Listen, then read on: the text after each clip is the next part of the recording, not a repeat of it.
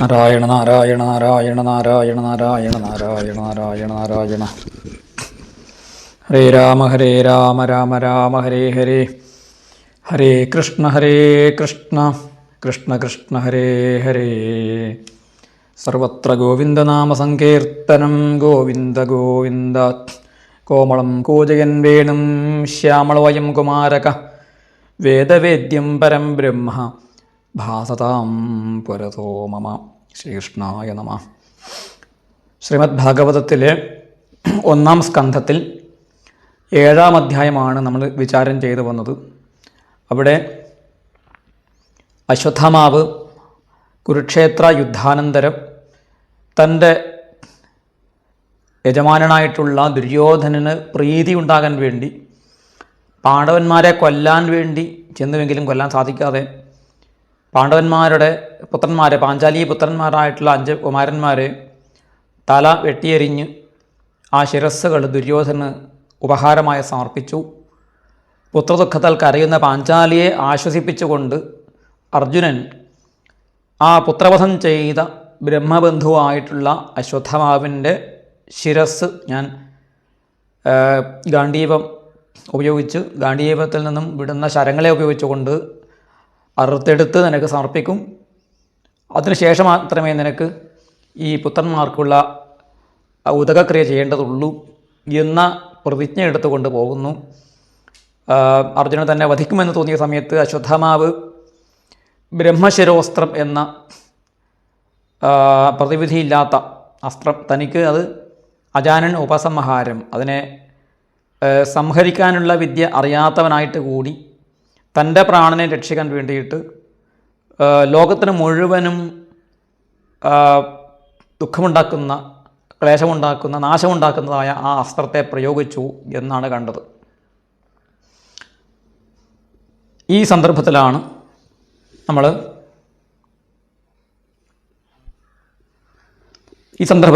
നമ്മൾ എത്തിയിരിക്കുന്നത്.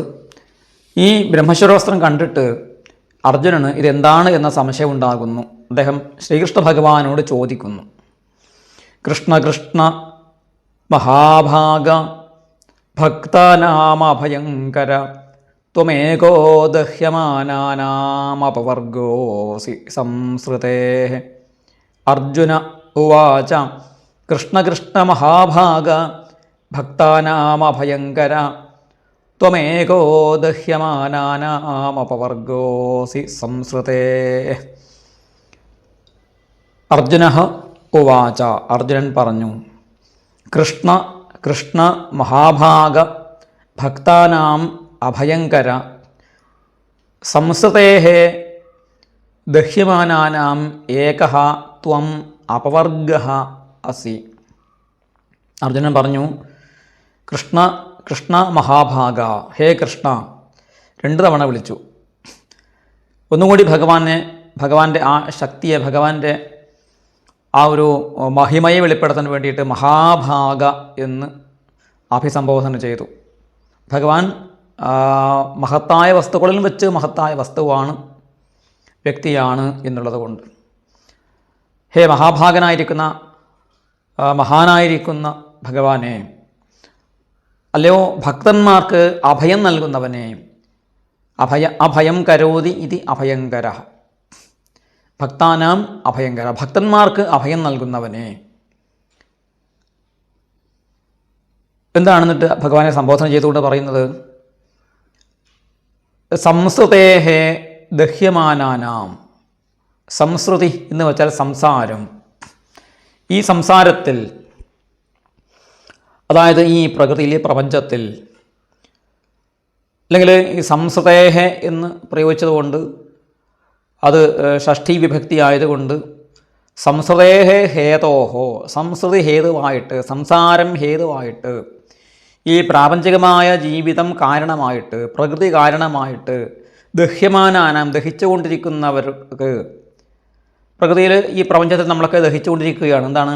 കാമലോഭദവാഗ്നിന, കാമം ലോഭം മുതലായിട്ടുള്ള കാട്ടുതീയിൽ നമ്മൾ വെന്തെരിഞ്ഞുകൊണ്ടിരിക്കുകയാണ് എന്ന് ഭാഗവതം തന്നെ അന്യത്ര പറയുന്നുണ്ട്. അപ്പോൾ നമ്മുടെ ഈ ദുഃഖത്താൽ, താപത്താൽ ദഹിക്കപ്പെട്ടുകൊണ്ടിരിക്കുന്ന എല്ലാ ആളുകൾക്കും ഏകഃ ത്വം അപവർഗഃ അസി. അങ്ങ് മാത്രമാണ്, ഏകനായിരിക്കുന്ന അങ്ങ് തന്നെയാണ് മോക്ഷം, അല്ലെങ്കിൽ അവരുടെ ലക്ഷ്യസ്ഥാനം. അങ്ങാണ് അവർക്കുള്ള മോചന ശക്തി, അല്ലെങ്കിൽ അങ്ങാണ് അവർക്ക് മോചനം നൽകുന്നവൻ. അങ്ങ് തന്നെയാണ് മോചനം, അങ്ങ് തന്നെയാണ് മോക്ഷം എന്നാണ് അർജുനൻ ഭഗവാനെ സ്തുതിച്ചുകൊണ്ട് പറയുന്നത്. എന്താണ് ഭഗവാനോട് ഈ സന്ദർഭത്തിൽ ഇങ്ങനെ പറയാൻ കാരണം? അത് മെല്ലെ ആ ചോദ്യത്തിൽ വരും. വീണ്ടും ഭഗവാനെ സ്തുതിച്ചുകൊണ്ട് പറയുകയാണ് അടുത്ത ശ്ലോകത്തിൽ. ത്വമാദ്യ പുരുഷ സാക്ഷാദീശ്വര പ്രകൃതേ പര മായാം വ്യുതസ്യ ചിച്ഛക്ത്യ കൈവല്യേ സ്ഥിത ആത്മനി. ത്വമാദ്യ പുരുഷ സാക്ഷാദീശ്വര പ്രകൃതേ പര മായാം വ്യുതസ്യ ചിച്ഛക്ത്യ കൈവല്യേ സ്ഥിത ആത്മനി. ത്വം ആദ്യഃ പുരുഷഃ സാക്ഷാത് ഈശ്വരഃ പ്രകൃതേഃ പരഃ ചിച്ഛക്ത്യാ മായാം വ്യുതസ്യ കൈവല്യേ ആത്മനി സ്ഥിതഃ. ഭഗവാനോട് പറയുകയാണ്, ഭഗവാനെ അങ്ങ് ആദ്യഃ പുരുഷഃ, അങ്ങ് ആദ്യ പുരുഷനാണ്. ഭഗവാൻ ഈ പ്രപഞ്ചത്തിൻ്റെ മൂലകാരണമാണ്. മൂലകാരണമായതുകൊണ്ട് ആദ്യ പുരുഷനാണ്. കാരണം ഈ പ്രപഞ്ചം ഇങ്ങനെ ഉണ്ടായി ഉരുത്തിരിഞ്ഞ് വരുന്നതിന് മുമ്പ് ഇവിടെ നിലനിന്നിരുന്നത് ഭഗവാൻ മാത്രമാണ്, ഏകനായിരിക്കുന്ന പുരുഷൻ. ഭഗവാനെ അതുകൊണ്ട് ആദ്യ പുരുഷൻ, കാരണപുരുഷൻ എന്നൊക്കെ പറയുന്നു. വാസ്തവത്തിൽ ഭഗവാൻ മാത്രമേ ഈ പ്രപഞ്ചത്തിൽ ഒരു പുരുഷനായിട്ട് ഒരാൾ മാത്രമേ ഉള്ളൂ. ഗോവിന്ദ ഏവ പുരുഷഃ ബ്രഹ്മാദ്യാ തൽസ്ത്രിയ എന്ന് പത്മപുരാണത്തിൽ മറ്റും പറയുന്നുണ്ട്. ബ്രഹ്മാദ്യാ സ്ത്രീയ ഏവഹി. ഗോവിന്ദൻ എന്ന ഏക പുരുഷനാണ് ഈ പ്രപഞ്ചത്തിലുള്ളത്. ബ്രഹ്മാവ് മുതലായിട്ടുള്ള മറ്റ് ദേവന്മാരൊക്കെ തന്നെ സ്ത്രീകളാണ്, ആ ഭഗവാന്റെ പത്നിമാരാണ്. ആ ഭഗവാനാൽ ഭരിക്കപ്പെടുന്നവരാണ്, ഭാര്യമാരാണ്, അല്ലെങ്കിൽ സ്ത്രീകളാണ് ഭഗവാനെ അപേക്ഷിച്ച് നോക്കുമ്പോൾ. എന്ന് വെച്ചാൽ ഭഗവാനാണ് ഈ വിശ്വത്തിൻ്റെ പതി. അതാണ് ഇവിടെ ആദ്യഃ പുരുഷഃ സാക്ഷാത് ഈശ്വരഃ. സത്യസ്വരൂപനായിട്ടുള്ള ഈശ്വരൻ, സത്യത്തിൽ ഭഗവാൻ ഈശ്വരൻ തന്നെയാണ്, എല്ലാ അർത്ഥത്തിലും ഈശ്വരനാണ്. കാരണം ഈശനം ചെയ്യുന്നവനാണ്, എല്ലാറ്റിനെയും നിയന്ത്രിക്കുന്നവനായതുകൊണ്ട് ഭഗവാൻ ഈശ്വരനാണ്. പ്രകൃതേഃ പരഃ, പ്രകൃതിയേക്കാൾ മുകളിൽ, അതിനേക്കാൾ ശ്രേഷ്ഠനായിരിക്കുന്ന ആളാണ്, അല്ലെങ്കിൽ പ്രകൃതിയിൽ നിന്നും അന്യനാണ്.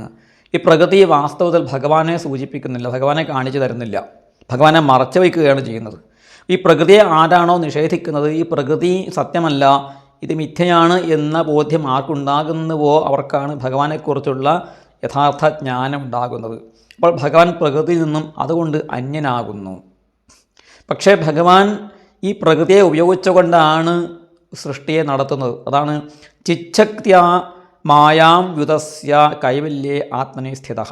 ചിച്ഛക്തി എന്ന് വെച്ചാൽ ചിത്ത് ആകുന്ന ശക്തി, തൻ്റെ തന്നെ സ്വരൂപഭൂതയാ ശക്തിയ എന്നർത്ഥം. തൻ്റെ സ്വരൂപഭൂത, തൻ്റെ ഉള്ളിലുള്ള അന്തരംഗ ശക്തി കൊണ്ടാണ് ഭഗവാൻ ഈ പ്രപഞ്ചത്തെ സൃഷ്ടിക്കുകയും നിലനിർത്തുകയും സംഹരിക്കുകയും ചെയ്യുന്നത്. ആ ചിച്ഛക്തി കൊണ്ട് തന്നെ സാധാരണ ആളുകളെ മോഹിപ്പിക്കുന്നതായ മായ ഭഗവാനിൽ നിന്നും അകന്നു നിൽക്കുന്നു.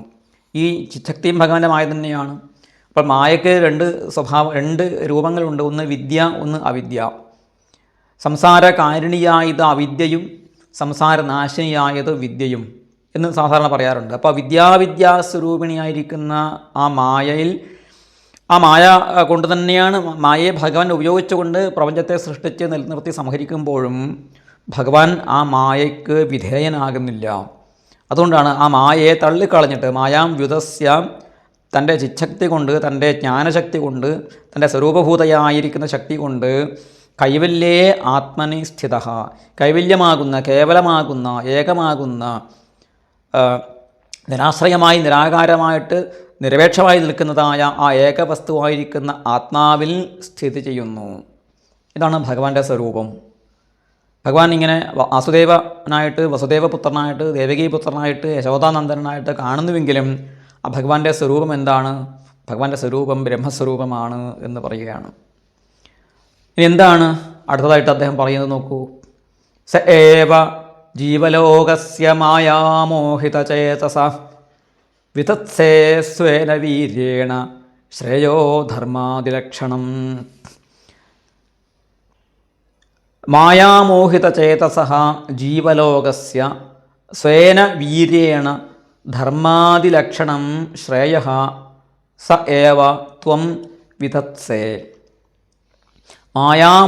മോഹിതചേതസഃ, മായയാൽ മോഹിക്കപ്പെട്ട മനസ്സോട് ബുദ്ധിയോട് കൂടിയിട്ടുള്ളവർ, മായാൽ മോഹിക്കപ്പെട്ട ആളുകൾക്ക് ജീവലോകസ്യ, മായാൽ മോഹിക്കപ്പെടുന്ന അല്ലെങ്കിൽ മായയ്ക്ക് വിധേയരായിട്ട് ദുഃഖങ്ങളെ അനുഭവിച്ചു കൊണ്ടിരിക്കുന്നതായ ഈ ജീവസമൂഹത്തിന് അങ്ങ് എന്ത് ചെയ്യുന്നു? സ്വേന വീര്യേണ, സ്വന്തം വീര്യം കൊണ്ട്, സ്വന്തം നിഗ്രഹാനുഗ്രഹ ശക്തി കൊണ്ട്, തൻ്റെ പ്രഭാവം കൊണ്ട് ധർമാദിലക്ഷണം ശ്രേയഃ വിധത്സേ. ധർമാദിലക്ഷണം, ധർമ്മം, അർത്ഥം, കാമം മുതലായ രൂപത്തിലുള്ള ശ്രേയസ്സിനെ, പുരുഷാർത്ഥങ്ങളെ, സ ഏവത്വം, അങ്ങ് തന്നെ, ഈശ്വരനായിരിക്കുന്ന, ആദ്യപുരുഷനായിരിക്കുന്ന, പ്രകൃതിയിൽ നിന്ന് അന്യനായിരിക്കുന്ന, പ്രകൃതിയുടെ ആ ഗുണങ്ങളിൽ നിന്നും അന്യനായിരിക്കുന്ന, മായക്ക് വഴങ്ങാത്തവനായിരിക്കുന്ന, സ്വന്തം ശക്തി കൊണ്ട് തന്നെ, സ്വന്തം വീര്യം കൊണ്ട് തന്നെ നിഗ്രഹാനുഗ്രഹങ്ങൾ നിറവേറ്റാൻ സാധിക്കുന്നവനായ ആ അങ്ങെന്ന് തന്നെയാണ് ലോകത്തിന് തന്നെ ഭജിക്കുന്നവർക്ക്, അവർ മായാമോഹിത ചേതസ്സുകളായതുകൊണ്ട്, മായയിൽ ഭ്രമിച്ചു നിൽക്കുന്ന ആളുകളാണെങ്കിൽ അവർക്ക് ഭഗവാൻ എന്തു ചെയ്യും? ധർമാർത്ഥകാമങ്ങളൊക്കെ നൽകിയിട്ട് അനുഗ്രഹിക്കുന്നു. അപ്പോൾ ഈ മായാമോഹത്തിൽ പെട്ടുഴലുന്ന ആളുകൾക്ക് ഭഗവാൻ ധർമാർത്ഥ കാമങ്ങൾ നൽകുന്നു എന്ന് വെച്ചാൽ ഈ ധർമാർത്ഥ കാമങ്ങളും മായയുടെ ഭാഗം തന്നെയാകുന്നു.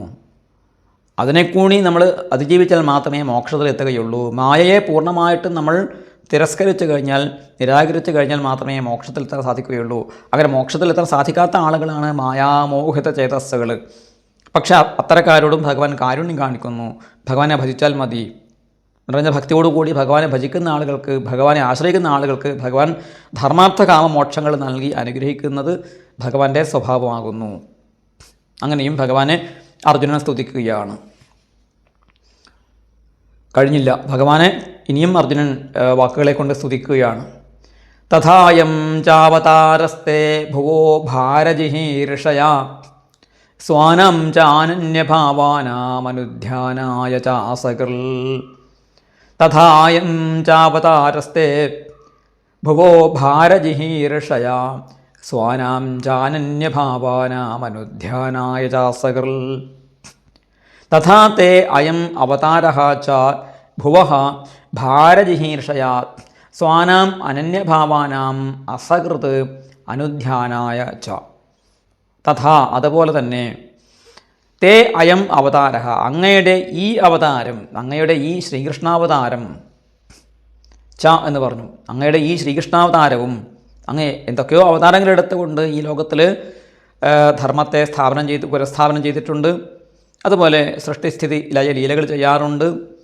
അതുപോലെ അങ്ങയുടെ നിരവധി അനന്തമാകുന്ന അനേകമാകുന്ന അവതാരങ്ങളിൽ പ്രമുഖമായിട്ടുള്ള മുഖ്യമായിരിക്കുന്ന ഈ അവതാരവും എന്തിനു വേണ്ടിയിട്ടാണ്? ഭുവഃ ഭാരജിഹീർഷയാ, ഭൂമിയുടെ ഭാരത്തെ ഇല്ലായ്മ ചെയ്യാൻ വേണ്ടിയിട്ട്, ഭാരത്തെ ഹരിക്കാൻ ആഗ്രഹിച്ചു കൊണ്ടുണ്ടായതാണ്.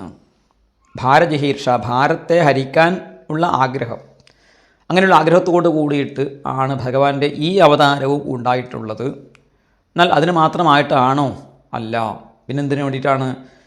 വേറെയും ഉദ്ദേശ്യമുണ്ട്. എന്താണ്? സ്വാനാം അനന്യഭാവാനാം അസകൃത് അനുധ്യാനായ ച. സ്വാനം, സ്വന്തക്കാരായ അനന്യഭാവന്മാർ, അനന്യഭക്തന്മാർക്ക് അനുധ്യാനം ചെയ്യാൻ, എപ്പോഴും അനുധ്യാനം ചെയ്യാൻ വേണ്ടിയിട്ടും ആണ് ഭഗവാന്റെ ഈ ഭഗവാന് വാസ്തവത്തിൽ അവതരിക്കേണ്ട കാര്യമുണ്ടോ?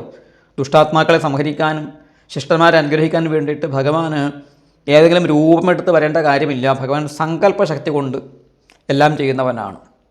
പ്രപഞ്ച സൃഷ്ടിയും ഭഗവാൻ സങ്കല്പം കൊണ്ടാണ് ചെയ്യുന്നത്. യസ്യ ഭ്രൂഭംഗമാത്രേണ വിശ്വം സർവമിതം തതം. ഭഗവാന്റെ ഒരു ചില്ലുവില്ല്, തൻ്റെ ആ പുരിയെക്കൊടി ഒന്നനക്കിയാൽ ഒരു 100 ബ്രഹ്മാണ്ടങ്ങൾ ആ സമയത്തുണ്ടാകും. അടുത്ത ആ ഭഗവാന്റെ പുരികക്കൊടിയുടെ അനക്കം കൊണ്ട് അനേക കോടി ബ്രഹ്മാണ്ടങ്ങൾ ഇല്ലാതാവുകയും ചെയ്യും. ഇങ്ങനെ കോടി കോടി ബ്രഹ്മാണ്ടങ്ങളെ അരനിമിഷ നേരത്തെ തൻ്റെ ഒരു സങ്കല്പം കൊണ്ട് ഉണ്ടാക്കിയെടുക്കാനും ഇല്ലായ്മ ചെയ്യാനും സാധിക്കുന്ന അമിത ബലപരാക്രമനായിരിക്കുന്ന ഭഗവാന് ഈ മനുഷ്യരൂപത്തിൽ വസുദേവൻ്റെ പുത്രനായിട്ട് അവതരിക്കേണ്ട കാര്യമുണ്ടോ എന്നാണെങ്കിൽ അതിനുള്ള ഉത്തരമാണ് സ്വാനാം അനന്യഭാവാനാം അസകൃത് അനുധ്യാനായ. ഭഗവാനെ എന്നും ഭജിക്കാൻ ആഗ്രഹിക്കുന്നവരായ ഭക്തന്മാരായ ആളുകൾ, ആ ഭക്തന്മാരായ ഭക്തന്മാർക്ക് പ്രത്യേകിച്ച് സഗുണ ഭക്തന്മാർക്ക് എന്തെങ്കിലും ഒരു ഉപാധിയെ ധ്യാനിക്കണം. ഉപാധി ഇല്ലാതെ അവർക്ക് ധ്യാനം ചെയ്യാൻ സാധിക്കുകയില്ല. അതുകൊണ്ട് അവർക്ക് ഒരു ഉപാധി, സൗന്ദര്യോത്തരതോപേ സുന്ദരതരം സ്വദ്രൂപം ആശ്ചര്യതോപ്യാശ്ചര്യം ന കസ്യ കുതുകം പുഷ്ണാതി വിഷ്ണോ വിഭോ. സുന്ദരങ്ങളായിരിക്കുന്ന വസ്തുക്കളിൽ വെച്ച് സുന്ദരവും ആശ്ചര്യങ്ങളായിരിക്കുന്ന വസ്തുക്കളിൽ വെച്ച് പരമാശ്ചര്യവുമായിരിക്കുന്ന ഭഗവാന്റെ ആ ദിവ്യകോമളമായ മനോമോഹകമായിരിക്കുന്ന രൂപവുമായിട്ട് ഭഗവാൻ ഈ ഭൂമിയിൽ കൃഷ്ണനായിട്ട്, ശ്രീകൃഷ്ണ ഭഗവാനായിട്ട് അവതരിക്കുകയാണ് ചെയ്തത്. ഇപ്പോൾ ഭഗവാന്റെ ആ അവതാരത്തിന് രണ്ട് ഉദ്ദേശമുണ്ട്. ഒന്ന് ദുഷ്ടനിഗ്രഹമാണെങ്കിൽ മറ്റൊന്ന് ശിഷ്ടപോഷണമാണ്, അല്ലെങ്കിൽ അനന്യഭക്തന്മാർക്ക് ധ്യാനിക്കാനുള്ള ആ ദിവ്യമംഗള സ്വരൂപമാണ് ഭഗവാൻ. അതും ഭഗവാനെ സ്തുതിച്ചുകൊണ്ട് അർജുനൻ പറയുന്നതാണ്. ഇനിയാണ് അർജുനൻ എന്തിനു വേണ്ടിയാണ് ഭഗവാനെ സ്തുതിച്ചത്? ഒരു കാര്യം അറിയാൻ വേണ്ടിയിട്ടാണ് സ്തുതിച്ചത്. എന്താണ്? 26-ാമത്തെ ശ്ലോകത്തിൽ പറയുന്നു, കിമുതം സുത്കുതോ വേതി ദേവദേവ ന വേദ്മ്യഹം സർവതോ മുഖമായാതി തേജ പരമദാരുണം. കിമിതം സുത്കുതോ വേതി ദേവദേവ ന വേദ്മ്യഹം സർവതോ മുഖമായാതി തേജ പരമദാരുണം. ഇദം കിം കുതസ്ൽ ഇതി അഹം ന വേദ്മി പരമദാരുണം തേജ സർവതോമുഖം ആയാതി. ഇദം കിം, ഇത് എന്താണ്? ഏത്? അശ്വത്ഥമാവിൻ്റെ അടുത്തുനിന്നും വരുന്നതായ ഈ ഒരു വലിയ അഗ്നിഗോളം, അതെന്താണ് എന്നാണ് ചോദ്യം. കുതസ്ൽ, ഇത് എവിടെ നിന്നുണ്ടാകുന്നു? ഇതി അഹം ന വേദ്മി, ഇത് എനിക്ക് അറിയാൻ സാധിക്കുന്നില്ല, ഇത് ഞാൻ അറിയുന്നില്ല. പരമദാരുണം തേജ, ഭയാനകമായിരിക്കുന്ന അങ്ങേയറ്റം ഭീകരമായിരിക്കുന്ന തേജസ് സർവതോമുഖം എല്ലാ ഭാഗത്തു നിന്നും വന്നുകൊണ്ടിരിക്കുകയാണ്. എല്ലാ ഭാഗത്തു നിന്നും നമുക്ക് ചുറ്റും നിന്നും വന്നുകൊണ്ടിരിക്കുകയാണ്. എന്താണിത്? പരമദാരുണം. ദാരുണം എന്ന വാക്കിന് ഭീകരം, ഭയാനകം എന്നാണ് അർത്ഥം. ഇന്നത്തെ കാലത്ത് നമ്മുടെ പത്രക്കാരൊക്കെ ഈ വാക്കിൻ്റെ അർത്ഥം മറിച്ചിട്ടുണ്ട്. ഒരു അപകടത്തിൽപ്പെട്ട ഒരാൾ ദയനീയമായി മരിച്ചു കിടക്കുന്ന ദൃശ്യത്തെ അവർ പറയുക ദാരുണമായ അപകടം, അപകടത്തിൽ ദാരുണമായി കൊല്ലപ്പെട്ടു, ഒരാളെ ദാരുണമായി വധിച്ചു എന്നൊക്കെ പറയും. ദാരുണം എന്ന് വെച്ചാൽ ദയനീയം എന്ന അർത്ഥമല്ല, മറിച്ച് ഭയാനകമായ, ഭീകരമായ എന്നർത്ഥമാണ്. പക്ഷേ അത് നിരന്തരമായി ഉപയോഗിച്ച് അതിൻ്റെ അർത്ഥമൊക്കെ ആളുകൾ കളഞ്ഞു കുളിക്കുകയാണ് എന്ന് സാന്ദർഭികമായിട്ട് പറഞ്ഞു എന്നേ ഉള്ളൂ. ഇങ്ങനെ പരമദാരുണമായ, പരമഭയാനകമായിട്ടുള്ള ഈ തേജസ് എല്ലാ ഭാഗത്തു നിന്നും വന്നുകൊണ്ടിരിക്കുന്നത് എന്താണ് എന്നും ഇത് എവിടെ നിന്ന് വരുന്നു എന്നും എനിക്ക് മനസ്സിലാകുന്നില്ല ഭഗവാനെ എന്നാണ് അർജുനൻ പറഞ്ഞത്. അതിന് ഭഗവാൻ എന്താണ് മറുപടി പറയുന്നത്? ഈ വാക്യം വാസ്തവത്തിൽ ഈ ശ്രീമദ് ഭാഗവതത്തിൽ ഭഗവാൻ പറയുന്ന ആദ്യത്തെ വാക്യമാണ്. ഭഗവാന്റെ ആദ്യത്തെ ഡയലോഗാണ് ഈ പ്രഥമ സ്കന്ധത്തിൽ 7-ാം അധ്യായത്തിലെ 27-ാമത്തെ ശ്ലോകത്തിൽ നമ്മൾ വായിക്കുന്നത്. ശ്രീ ഭഗവാനുവാച വേത്തേദം ദ്രോണപുത്രസ്യ ബ്രാഹ്മമസ്ത്രം പ്രദർശിതം നയവാസൗ വേദസംഹാരം പ്രാണബാധ ഉപസ്ഥിതേ. ശ്രീ ഭഗവാനുവാച വേത്തേദം ദ്രോണപുത്രസ്യ ബ്രാഹ്മമസ്ത്രം പ്രദർശിതം നയവാസൗ വേദസംഹാരം പ്രാണബാധ ഉപസ്ഥിതേ. ശ്രീ ഭഗവാൻ ഉവാച. ശ്രീമദ് ഭാഗവതത്തിൽ ഭഗവാന് മിക്കവാറും ഇടങ്ങളിൽ ശ്രീ ഭഗവാൻ എന്ന് തന്നെയാണ് പറഞ്ഞിരിക്കുന്നത്. 2-3 സ്ഥലങ്ങളിലാണ് ശ്രീകൃഷ്ണ ഉവാച എന്ന് നമ്മൾ കാണുക. ഭാഗവതത്തിൽ എല്ലായിടത്തും ശ്രീ ഭഗവാനാണ്. അങ്ങനെ 3 ഇടത്തും മറ്റുമാണ് ശ്രീകൃഷ്ണ ഉവാച എന്ന് കാണുക. ശ്രീ മഹാഭാരതത്തിലാണെങ്കിൽ കൂടുതലായിട്ടും വാസുദേവ ഉവാച, കൃഷ്ണ ഉവാച എന്നൊക്കെ നമുക്ക് കാണാൻ സാധിക്കും. അപ്പോൾ ഇവിടെ ശ്രീ ഭഗവാൻ പറഞ്ഞു. എന്ത് പറഞ്ഞു? ഇദം പ്രാണബാധേ ഉപസ്ഥിതേ പ്രദർശിതം ദ്രോണപുത്രസ്യ ബ്രാഹ്മം അസ്ത്രം വേത്ത അസൗ സംഹാരം ന വേദ ഏവ. ഇദം, ഇത് പ്രാണബാധേ ഉപസ്ഥിതേ, പ്രാണന് തടസ്സം വന്നിരിക്കുന്ന സന്ദർഭത്തിൽ, പ്രാണന് തടസ്സം ഉപസ്ഥിതമായിരിക്കുന്ന വന്നുചേർന്നിരിക്കുന്ന സാഹചര്യത്തിൽ പ്രദർശിതം, പ്രദർശിക്കപ്പെട്ട ദ്രോണപുത്രസ്യ ബ്രാഹ്മം അസ്ത്രം, ദ്രോണരുടെ മകനായ അശ്വത്ഥാമാവിൻ്റെ ബ്രഹ്മശിരോസ്ത്രമാണ്. ഈ ബ്രാഹ്മം അസ്ത്രം, ബ്രഹ്മാസ്ത്രം ബ്രഹ്മശിരോസ്ത്രത്തിൻ്റെ ഒരു പര്യായവാചിയായിട്ട് പ്രയോഗിക്കാറുണ്ട്. അത് രണ്ടും തമ്മിൽ മൗലികമായിട്ട് വ്യത്യാസമുണ്ട് എന്ന് കഴിഞ്ഞ ആഖ്യാനത്തിൽ ഞാൻ പറഞ്ഞു. അത് സ്കാന്ദപുരാണത്തിലെ വരികളെ ഉദ്ധരിച്ചുകൊണ്ട്, സ്കാന്ദപുരാണത്തിൽ അത് ഈ അസ്ത്രങ്ങളെക്കുറിച്ചുള്ള ജ്ഞാനം സാക്ഷാൽ ശ്രീ മഹാദേവനാണ്, ശിവഭഗവാനാണ് ദ്രോണർക്ക് കൊടുക്കുന്നത്. ഞാൻ ഓർമ്മപ്പിശ കൊണ്ട് ആ സമയത്ത് പരശുരാമൻ എന്ന് പറഞ്ഞു എന്നൊരു ഓർമ്മ. അത് ശരിയല്ല. സ്കാന്ദപുരാണത്തിൽ സാക്ഷാൽ മഹാദേവനാണ് ദ്രോണർക്ക് ഈ അസ്ത്രങ്ങളുടെ രഹസ്യം പറഞ്ഞു കൊടുക്കുന്നത്. അപ്പോൾ അവിടെ ബ്രഹ്മാസ്ത്രം വേറെ, ബ്രഹ്മശിരോസ്ത്രം വേറെ, പാശുപതാസ്ത്രം വേറെ, അതുപോലെ നാരായണാസ്ത്രം വേറെ എന്നൊക്കെ പറയുന്നുണ്ട്. എങ്കിലും ബ്രഹ്മശിരോസ്ത്രത്തെയും ബ്രഹ്മാസ്ത്രത്തെയും പര്യായവാചികളായിട്ടും പറയാറുണ്ട് എന്നാണ് ഇവിടെ നമ്മൾ മനസ്സിലാക്കേണ്ടത്. അപ്പോൾ ആ ബ്രഹ്മാസ്ത്രം അല്ലെങ്കിൽ ബ്രഹ്മശിരോസ്ത്രമാണ് എന്ന് അറിയുക. അസൗ സംഹാരം ന വേദ ഏവ, പക്ഷേ ഇവന് അതിൻ്റെ സംഹാരം അറിയുകയില്ല തന്നെ. ഇതിനെ സംഹരിക്കാൻ അവന് അറിയില്ല.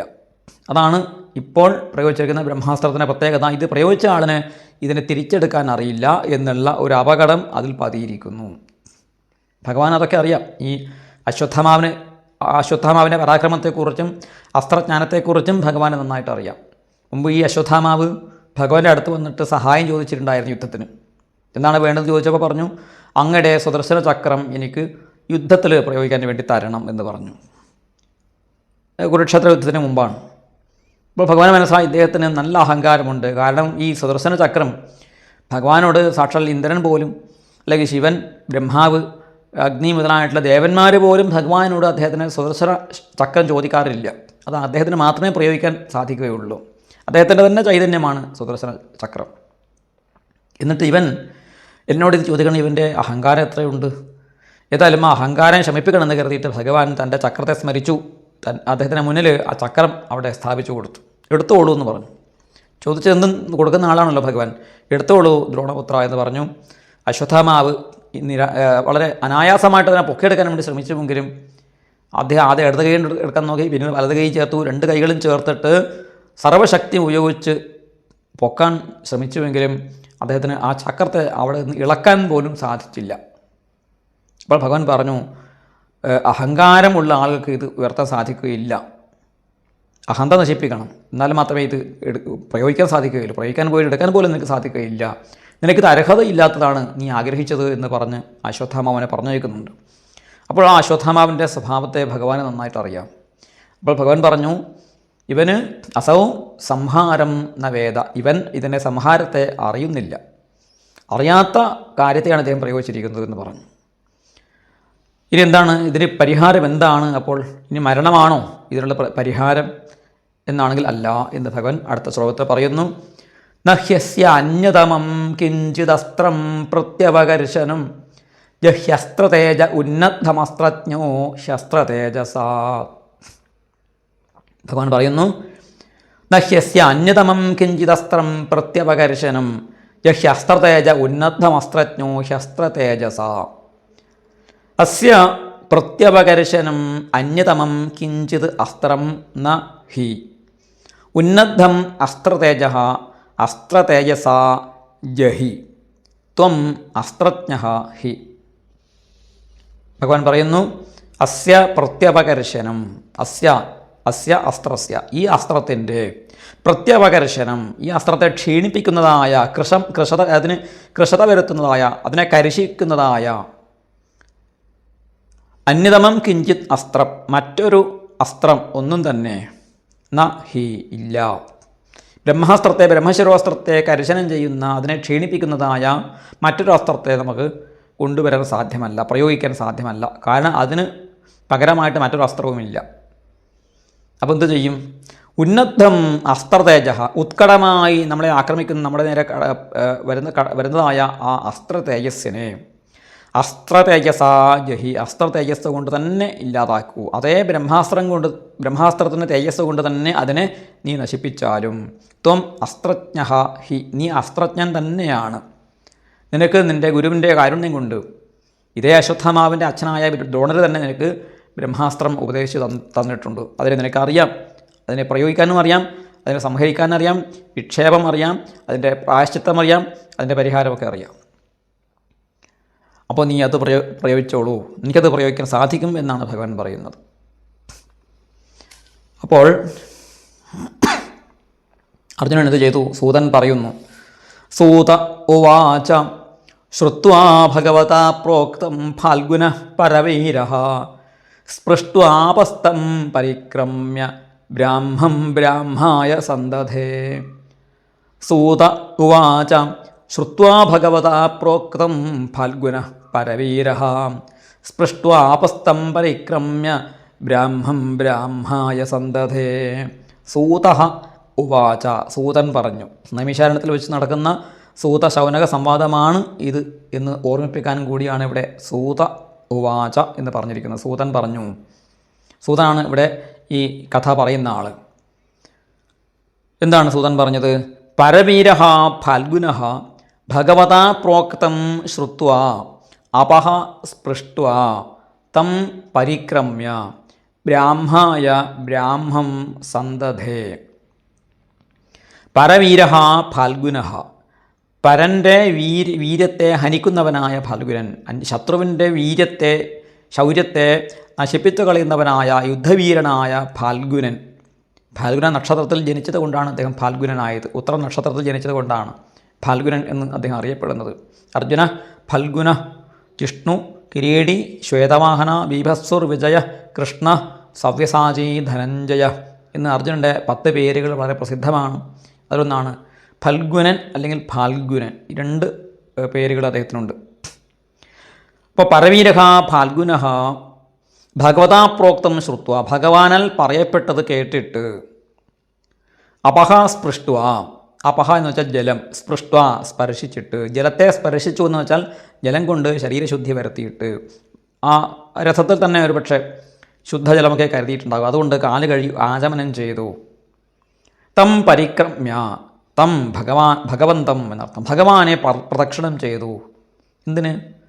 ഭഗവാനൊരു കാര്യം പറഞ്ഞു, ഭഗവാന്റെ ആ നിർദ്ദേശം സ്വീകരിക്കുന്ന സമയത്ത് ഭഗവാനെ സ്മരിക്കുക, ഭഗവാനെ നമിക്കുക, ഭഗവാനെ പ്രദക്ഷിണം ചെയ്യുക. കാരണം ഈ അസ്ത്രജ്ഞാനമൊക്കെ ഉണ്ടായത് ഈ ഭഗവാന്റെ കാരുണ്യം കൊണ്ടാകുന്നു. ഭഗവാന്റെ കാരുണ്യമില്ലെങ്കിൽ നമുക്ക് ഗുരു ഉപദേശിച്ചതുകൊണ്ടും അത് നമുക്ക് ആ വിദ്യ നമുക്ക് സിദ്ധമാവുകയില്ല. ഭഗവാന്റെ കാരുണ്യമാണ് ഗുരുവിലൂടെ നമ്മളിലേക്ക് കടന്നു വരുന്നത്. ഈ ഒരു വിശ്വാസം, ഈ ഒരു വിചാരം ഉള്ള ആളിന് അവരവരുടെ വിദ്യ വേണ്ട വിധം വേണ്ട സമയത്ത് പ്രയോഗിക്കാനും സാധിക്കും എന്നുള്ളതാണ് അർജുനൻ്റെ സ്വഭാവ വൈശിഷ്ട്യമായിട്ട് ഇവിടെ കാണിക്കപ്പെട്ടിരിക്കുന്നത്.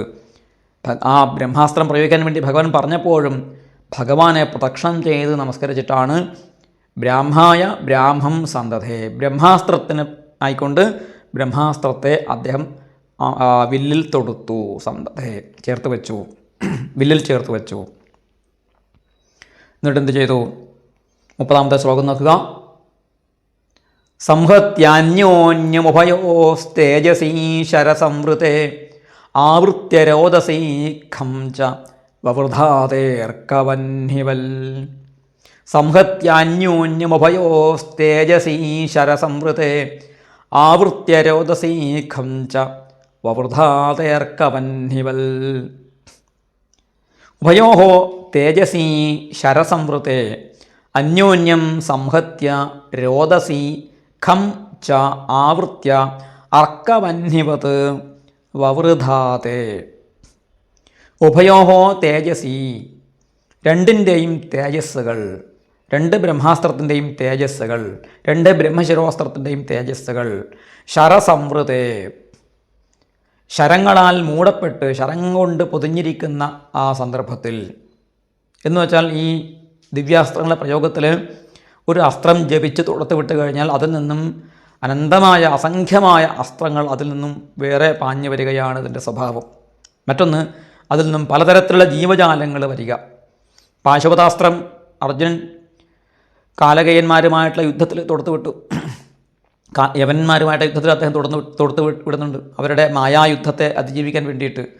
ആ സമയത്ത് ആ പാശുപതാസ്ത്രം അദ്ദേഹം തൊടുത്ത സമയത്ത് ആ അസ്ത്രത്തിൽ 3 കണ്ണുകളോട് കൂടിയിട്ടുള്ള 3 ശിരസ്സോട് കൂടിയിട്ടുള്ള അത്യുഗ്രമായൊരു മൂർത്തി ആ അസ്ത്രത്തിൽ പ്രവേശിച്ചതായിട്ട് അദ്ദേഹത്തിന് പ്രത്യക്ഷമായി കാണാൻ സാധിച്ചു എന്നാണ്. ആ അസ്ത്രം തൊടുത്തു വിട്ടപ്പോൾ ആ അസ്ത്രത്തിൽ നിന്നും വ്യാഘ്രങ്ങളും സിംഹങ്ങളും കുരുനരികളും പലതരം പക്ഷികൾ, മൃഗങ്ങൾ, ഹിംസ്ര ജന്തുക്കളൊക്കെ തന്നെ അതിൽ നിന്നും 10,000-കണക്കിന് ജന്തുക്കൾ ഇങ്ങനെ പാഞ്ഞ് ചെന്ന് അസുരന്മാരെ കടിച്ച് തിന്ന് അങ്ങനെ അട്ടഹാസം ചെയ്യുന്ന, ഗർജനം ചെയ്യുന്ന അത്യുഗ്രമായ രംഗമാണ് അർജുനനെ കാണാൻ സാധിച്ചത്. അതുപോലെ ഈ അസ്ത്രങ്ങളുടെ പ്രയോഗങ്ങളൊക്കെ തന്നെ ഈ രീതിയിൽ ശത്രു സമൂഹത്തെ മുഴുവനും സംഹരിച്ച് കളയുന്ന സ്വഭാവമുള്ളവയാണ്. അപ്പോൾ അനേകം ശരങ്ങളിൽ നിന്നുണ്ടാകും. അങ്ങനെ ശരങ്ങളെ കൊണ്ട് അന്യോന്യം സംഹത്യ, അന്യോന്യം കൂട്ടിയിടിച്ചിട്ട്, കൂട്ടിമുട്ടിയിട്ട് സംഹത്യ. രോദസി, രോദസി എന്ന് വെച്ചാൽ ആകാശവും ഭൂമിയും ചേർത്ത് പറയുന്നതിനാണ് രോദസി എന്ന് പറയുക.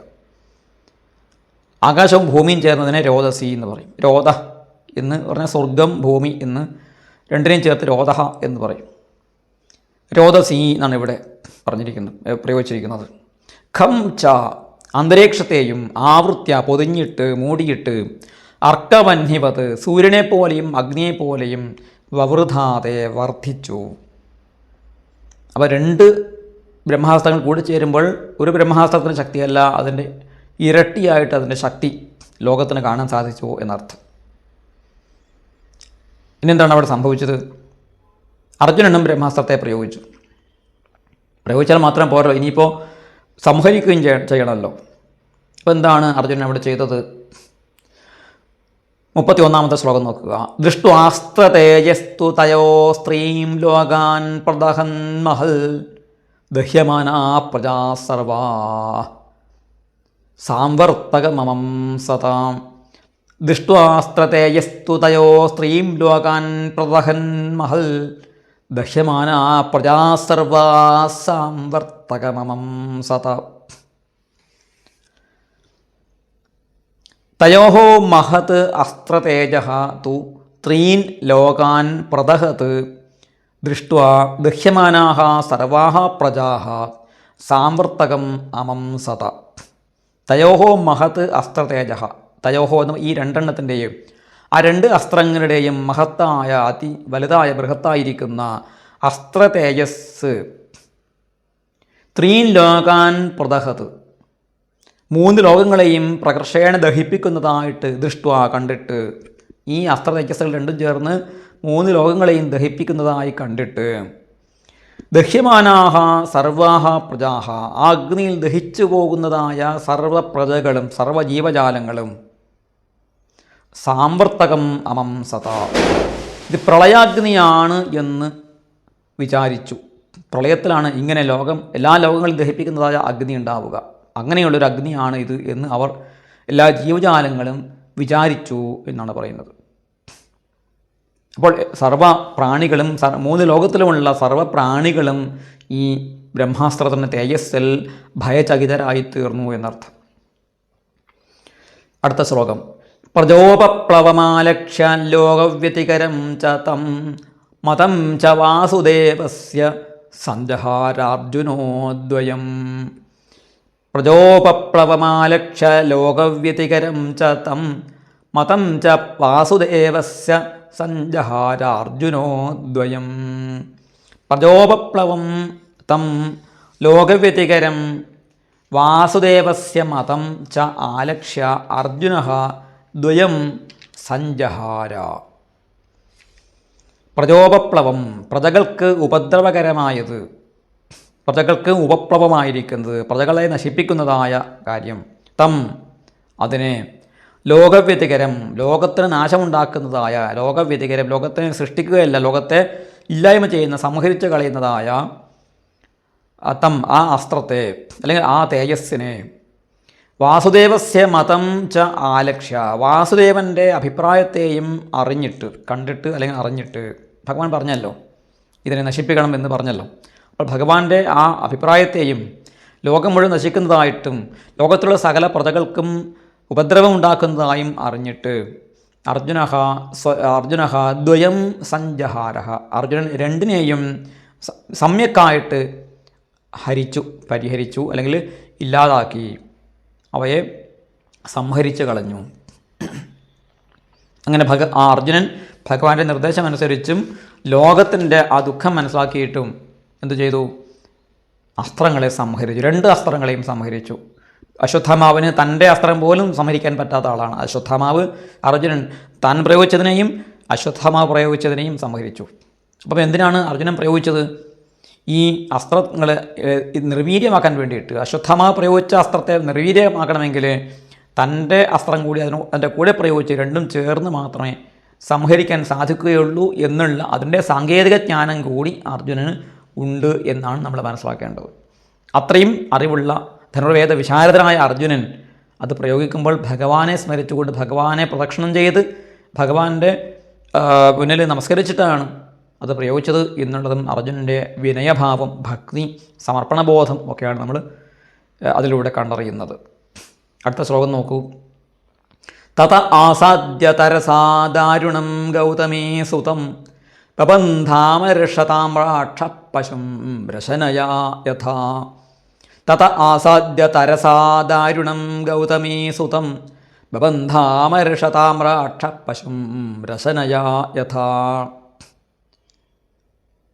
തതഃ തരസാ ദാരുണം ഗൗതമീ സുതം ആസാദ്യ അമർഷതാമ്രാക്ഷഃ പശും രശനയാ യഥാ ബബന്ധ.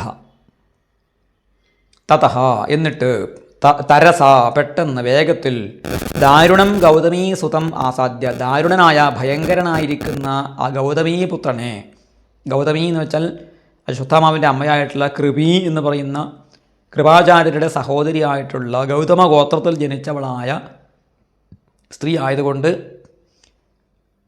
ആ കൃപിയെ ആണ് ഗൗതമി എന്ന് പറയുന്നത്. ആ ഗൗതമിയുടെ പുത്രനെ ആസാദ്യ അടുത്ത് ചെന്നിട്ട് സമീപിച്ചിട്ട് പ്രാപിച്ചിട്ട് അമർഷ താമ്രാക്ഷ അമർഷം കൊണ്ട് രോഷം കൊണ്ട് ചുവന്ന കണ്ണോട് കൂടിയിരിക്കുന്ന അർജുനൻ. താമ്രം എന്ന് വെച്ചാൽ ചുവപ്പ്. അമർഷം കൊണ്ട് ദേഷ്യം കൊണ്ട് കോപം കൊണ്ട് ചുവന്ന കണ്ണോട് കൂടിയിട്ടുള്ള കണ്ണ് ചുവന്നവനായ അർജുനൻ പശും രശനയാ യഥാ ബബന്ധ പശുവിനെ കയറുകൊണ്ട് എന്ന പോലെ ബന്ധിച്ചു. ഒരു മൃഗത്തെ എങ്ങനെയാണോ കയറുകൊണ്ട് കെട്ടുന്നത് അതുപോലെ കെട്ടി. പശു എന്ന് വെച്ചാൽ മൃഗം എന്നർത്ഥം. ഒരു മൃഗത്തെ ഒരു ചരട് കയറുകൊണ്ട് കെട്ടുന്നത് പോലെ ആ ഗൗതമീസുതനെ അദ്ദേഹം ബന്ധിച്ചു. ദേഷ്യത്തോടു കൂടി ചെന്ന് ബന്ധിച്ചു. ആര്? അർജുനൻ അശ്വത്ഥാമാവിനെ ബന്ധിച്ചു. ഇനി എന്താണ് അവിടെ നടക്കുന്നത് നോക്കൂ.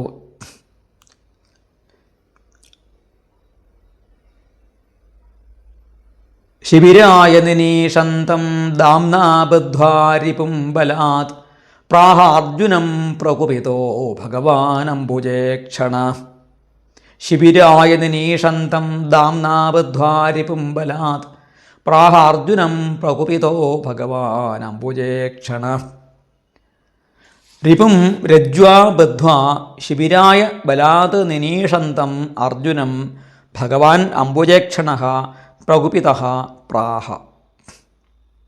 രിപും രിപുവിനെ ശത്രുവിനെ രജ്വാ ബദ്ധ്വാ രജ്ജു എന്ന് വെച്ചാൽ കയറ് കൊണ്ട് ബന്ധിച്ചിട്ട് കെട്ടിയിട്ട് ശിബിരായ ബലാത് നിനീഷന്തം ശിബിരത്തിലേക്കായിക്കൊണ്ട് സൈനിക ശിബിരത്തിലെ പാണ്ഡവന്മാരുടെ ആ പാളയത്തിലേക്കായിക്കൊണ്ട് ബലപൂർവകമായി നയിച്ചു കൊണ്ടിരിക്കുന്ന കൊണ്ടുപോകാൻ ശ്രമിക്കുന്ന അർജുനനെ ഭഗവാൻ അംബുജക്ഷണ പ്രകുപിത പ്രാഹ. ഭഗവാൻ അംബുജക്ഷണൻ താമര പോലെ കണ്ണുള്ളവനായ താമരയുടെ ആ താമര ദളങ്ങളുടെ ആകൃതി, അതിൻ്റെ വിശാലത, അതിൻ്റെ വലിപ്പമാണ് ഭഗവാനെ അംബുജേക്ഷണൻ എന്ന് വിളിക്കാൻ ഒരു കാരണം. അതുപോലെ താമരയുടെ ആ ദളത്തിൻ്റെ കോണുകളിലുള്ള ആ ചുവപ്പ് നിറം ഭഗവാന്റെ കൺകോണുകളിൽ കടക്കണ്ണ് അല്പം ചുവന്നിട്ടാണ് എന്നർത്ഥം. അങ്ങനെയുള്ള ഭഗവാന്റെ കണ്ണ് വീണ്ടും ചുവന്നു. എങ്ങനെ ചുവന്നു? പ്രകുപിത പ്രകർഷേണ കുപിത നല്ലവണ്ണം ദേഷ്യപ്പെട്ടവനായിട്ടാണ്, ക്രോധത്തോടു കൂടിയിട്ട് ഭഗവാൻ പ്രാഹ പ്രകർഷേണ ആഹ നന്നായിട്ട് പറഞ്ഞു. അർജുനൻ ഈ അശ്വത്ഥാമാവിനെ കൊല്ലാതെ ശിബിരത്തിലേക്ക് കയറുകൊണ്ട് കെട്ടി വരിഞ്ഞു കൊണ്ടുപോകാൻ ശ്രമിക്കുന്നതായിട്ട് കണ്ടിട്ട് അംബുജേക്ഷണനായ താമരക്കണ്ണനായ ശ്രീകൃഷ്ണ ഭഗവാൻ നല്ല ക്രോധത്തോടു കൂടി ഇങ്ങനെ പറഞ്ഞു. എന്താണ് ഭഗവാൻ അർജുനനോട് പറഞ്ഞത് എന്ന് നമുക്ക് അടുത്ത വീഡിയോയിൽ കാണാം. ഹരേ രാമ രാമ രാമ ഹരേ ഹരേ, ഹരേ കൃഷ്ണ കൃഷ്ണ കൃഷ്ണ ഹരേ ഹരേ. സർവത്ര ഗോവിന്ദനാമ സങ്കീർത്തനം. ഗോവിന്ദ ഗോവിന്ദ.